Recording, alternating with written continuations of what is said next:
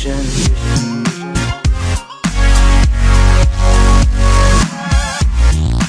2017 was a tough year for immigrants with multiple Muslim travel bans and announcements of the end of deferred action for childhood arrivals and temporary protected status for Haitians and Nicaraguans. Next year will be worse, with some pockets of good news. Here are my predictions for immigration law and policy developments in 2018. Congress will pass legislation providing protection for undocumented youth.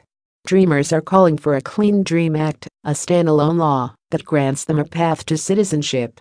A more likely outcome is a law that grants dreamers relief, but includes funds for increased border security and perhaps an end to the green card lottery. But President Trump won't get his wall or the limits he's seeking on family immigration.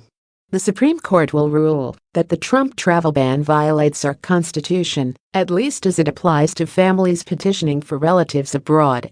The U.S. government has the right to carefully review immigrant visa applications, but not to ban individuals solely based on their nationality or religion. The court reads the papers too.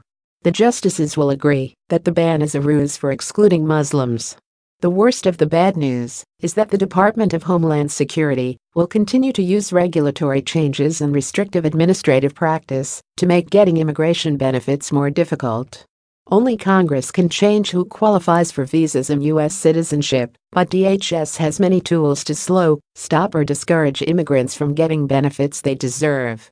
Naturalization and visa applicants can expect increased scrutiny, but those who qualify for benefits will still get them. Advocacy and litigation will increase. Community, educational, religious, and corporate leaders will push back against the Trump administration efforts to do administratively what it cannot do legislatively.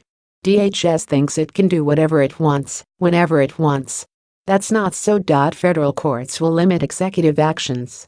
Immigrant and legal rights organizations will wage successful court challenges to unreasonable processing delays and documentation requests.